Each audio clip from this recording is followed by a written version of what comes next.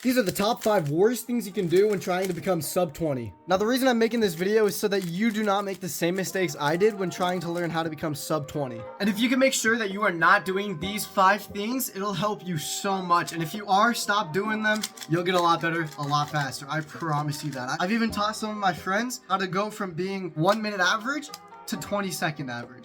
And I know you guys probably love seeing my face. That's why they never do good when I have my face in it. Anyways, we're not going to talk about that.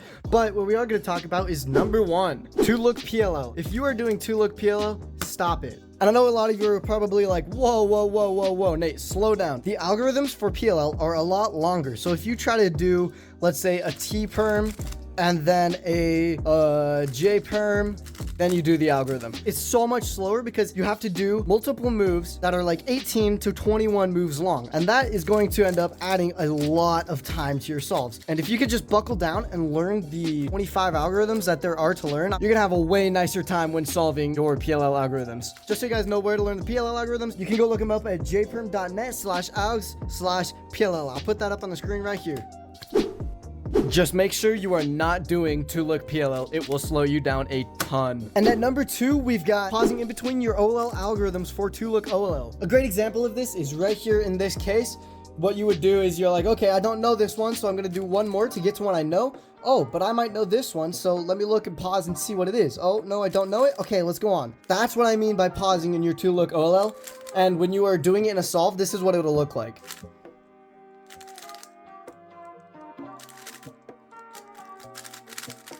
Now, if you did not get that, feel free to go back and watch that again until you do understand what I am trying to explain. 2-look OLL is not a bad thing. 2-look OLL is actually really great if you're not wanting to learn 1,000 algorithms to become sub 20. And it is completely possible to be sub 20 using 2-look OLL. And if you're wondering when to switch to full OLL, my advice is to switch when you're averaging 18 seconds because you already understand how to go from F2L to continuing the movement into PLL. And I feel like it's just a really good time to learn how to do it, and it'll move you on to the next step in cubing, which is learning how to do lookahead. And the reason 2-look OLL is good and 2-look PLL is not is because 2-look OLL, the algorithms are a lot shorter and they're a lot easier to learn, but in PLL, it's a lot longer. They're 18 to 21 moves on average, so it'll take a lot longer to do those algorithms in comparison to the 2-look algorithms that you will be doing in OLL. Now, at number 3, we've got not learning advanced finger tricks. Some examples of advanced finger tricks are the U push, backwards, just like this, double flicks, pinky finger and ring finger double flicks on the bottom. Really just any complex move like these are extremely important to learn if you want to move forward in your cubing and improve your times really quick. And if you stay to the end of the video, you can see how practicing can actually make you a worse speed cuber. My fellow nerdy friends, I just want to say the reason I deleted all of my Balisong content is because YouTube will actually ban me for posting this without my parents in the video with me. So it's going to be a lot harder to produce Balisong content. I will still be posting this over on my Instagram, so if you still want to see me flip butterfly knives, go check that out on Instagram, but I will not be flipping these on YouTube unless my parents are in the video and watching me do it, so YouTube will not ban me again. The reason I haven't been posting is because I have actually been banned. They just removed one of my videos I spent a month working on for flipping butterfly knives, and I'm kind of sad that they removed it, but it's okay. So I'm going to be posting a lot of speed cubing content. I'm going to try and post some butterfly knife content with my parents in it, of course, but it's going to be a lot harder to do that since they've got a schedule of their own, and you know what I mean. But don't worry, I'll still be posting some butterfly knife content. It's just going to take a lot longer to produce. And if you have any video ideas that I can do for this, let me know. Now, coming in at number 4 is using a Rubiks brand Rubik's Cube or a Rubiks brand Speed Cube. The reason you do not want to do this is because there's no magnets. It's hard to turn. The corner cutting is non-existent and it's not adjustable. It definitely is possible to become sub 20 with a Rubiks brand Speed Cube or a Rubiks brand Rubik's Cube. It's just going to be significantly harder and take a lot more work. Clearly, as you see me struggling to turn the thing right there. Get out of here, Rubiks brand. Now, coming in at number 5 is not knowing how to do cross blindfolded. This is one of the most important things because knowing how to do the cross without looking at it is going to make a massive difference when it comes to look ahead, and it'll even help you look into first pair. Let me show you an example. Put on a blindfold, solve your cross without looking at it. And then once you can do that, you're gonna start doing that while looking for the next pair. So for example, right here, I know my cross solution, and now I'm gonna look at the next pair and try to track it. You can even do this for like a corner or an edge. This is gonna help a lot. So let's say you know what you're gonna do for your cross, and I wanna track this blue corner. Okay, where's it gonna end up? I know what I'm gonna do, so I'm gonna go left down, top over, and then twice. So it's gonna end up right down here. Boom.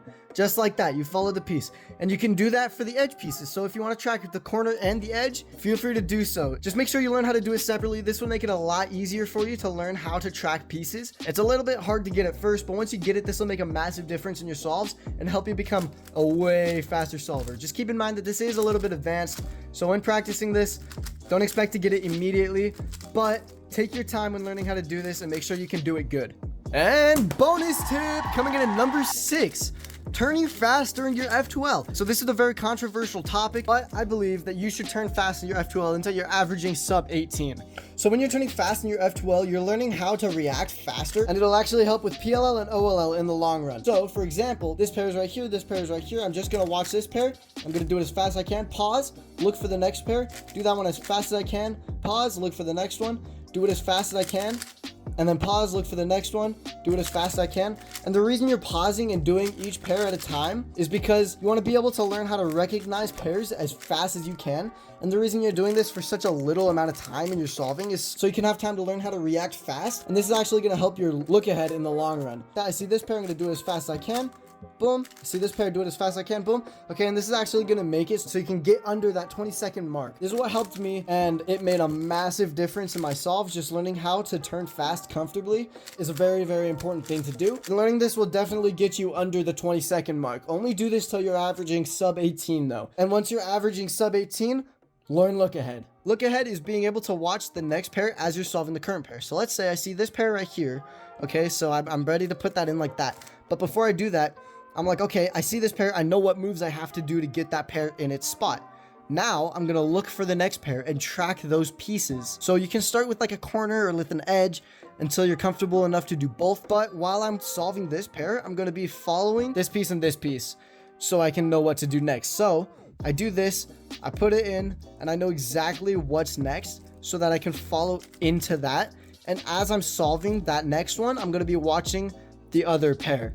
Okay, so I solved this one, and right as I put that in, I look at what this is at, and then I'm going to start solving this and look for the next pair. So I'm solving this one, watching this pair right here, and I'm ready to insert that into the back. That's look ahead. The best way to get better at this is actually to turn like this, not slow. So not slow, don't turn slow, but don't turn like rapid, fast, and pause a lot. You're going to want to turn smooth like this so you can actually understand what's happening, but you do not have to actually turn slow. You can turn like this and have it still work great.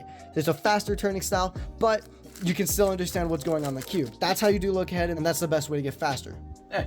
And now the moment you're all waiting for, how practicing can actually make you worse. Now, I don't know this to be the case for you guys, but I tend to jump from hobby to hobby, obviously, and I actually pause practicing the other hobby while I'm currently into another. I get into butterfly knives, I stop practicing Rubik's cubes. That's not a good thing. And the reason I do that is because I would practice so much and I would actually get sick of it. So the reason practicing can actually make you worse is because you could get sick of it and just not want to do it in general. Like it no longer is a fun thing to you. So you can still practice a lot. That is extremely important. Make sure you are practicing, but do not practice to the point where it's not fun anymore. If speed cubing is not fun for you, don't do it. Take a break from it and come back later when you enjoy it better. Okay? Do not force a hobby on you if you do not enjoy it. Go find a different one and have some fun. You know, that's what hobbies are for. Hobbies are supposed to be fun. There are other competitive hobbies out there. So if you get sick of Rubik's cubes, take a little bit of a break and come back later. Just make sure that you're actually enjoying the hobby that you do. Make sure you're actually enjoying practicing speed cubing, because if you're not, you are going to get worse and you're not going to put in the time, and it's just going to be a downhill spiral of boredom and anger and frustration. Now, if you have any questions about the cube I was using in this video, I actually made a review on it. I know the GAN 13 is coming out super soon, and the X-Men Tornado V3 is coming out super soon. I've pre-ordered both of those, so stay tuned for those videos. But if you want to learn more about the GAN 12, go check out one of my past videos. I explain the differences between this and the Moyu GAN cube, and the Moyu Maglev cube. But yeah, stay tuned for some Stay tuned for some future videos. I'm going to be comparing the GAN 12 versus the GAN 13 super soon. I'm also going to be comparing the X-Men Tornado V2 versus the X-Men Tornado V3 Maglev. So stay tuned for that. I'm super excited for these cubes to get here. They ship out pretty soon. It's going to be really exciting. And I also have some other videos planned and noted, but I do have to write a script for the entire video, so it takes a little bit longer, and I got to go through this whole editing process to make it look good because I'm not posting low quality content anymore. Quality over quantity is kind of what I'm going for right now, but I would like to get a consistent schedule for weekly posts, and I'm probably going to end up posting a lot more cubing shorts. So if you have any ideas for those, let me know. And if you have any advice on the worst things to do while trying to become sub 20, feel free to comment those down below. I'd love to see what you guys say, and it'll help some other people out too. If you enjoyed the video, make sure to like, comment, and subscribe. And I'll see you guys all in the next one. Laters.